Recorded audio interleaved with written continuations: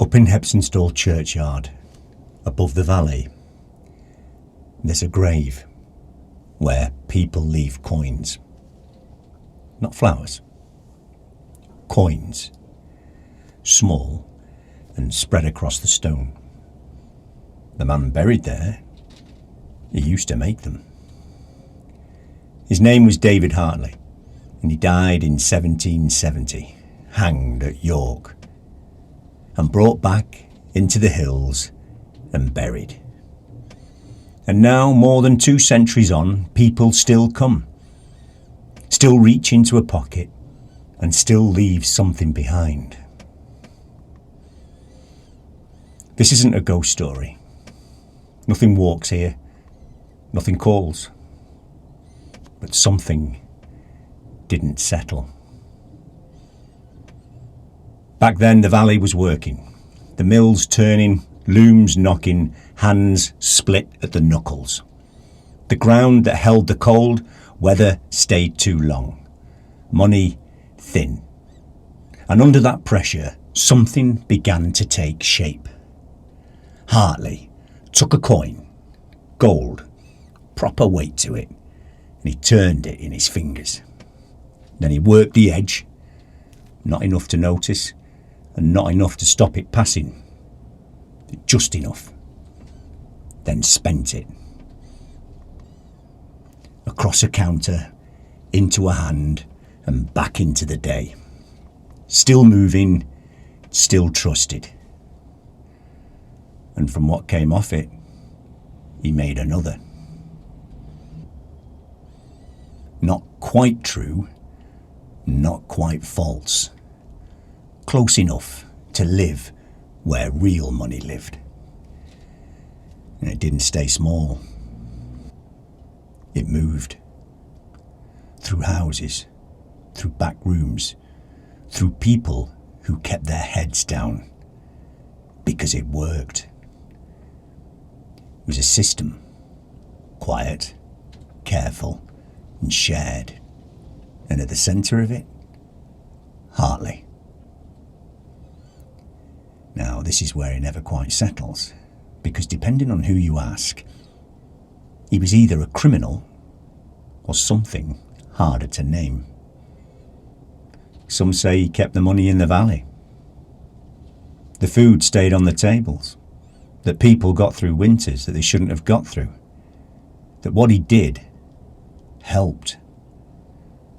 Others say it held people in place, that once a coin passed through your hands, you were already part of it, and walking away wasn't simple.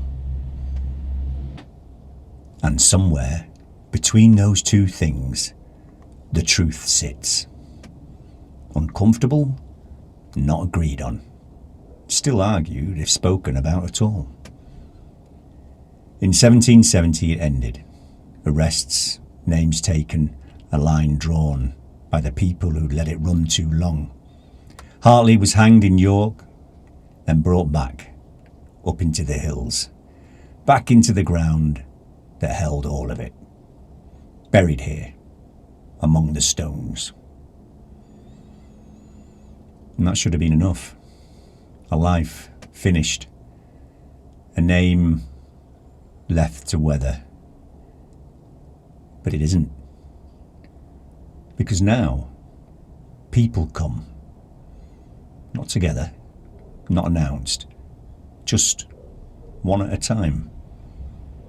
They find the grave and stand there, long enough to decide something. Then they reach into a pocket and leave a coin. And if you go up there, you'll see them. Pennies, 2-pence pieces, and the odd pound coin. Set down, left where they land. Some darkened and some bright. And some worn to the point that they've almost gone back to the colour of the stone. No one agrees why. It isn't old enough to be called tradition. It's something that formed through telling and through retelling, through people standing there and feeling that something should be done. Some leave it to mark the visit, a small proof that they made it up the hill. Some out of respect for a man who bent the system and held it there for a long time. And some, well, they don't quite know what they're doing. Whether they're paying him or just acknowledging that he's still here in some other way. Because people don't leave money on a grave without thinking about it first. A man that made false money now has real money left behind. A valley that once lived inside that trade still turns it over, still weighs it, and still hasn't put it down. Up here the air carries, the stone holds its place, the names don't move. But every so often, someone walks up with a coin in their hand and no clear reason that they say out loud, and they leave it there. Not as payment, not as proof, just so the question doesn't leave with them. And up in the valley, some stories don't ask to be believed, only picked up, turned over, and set back down again.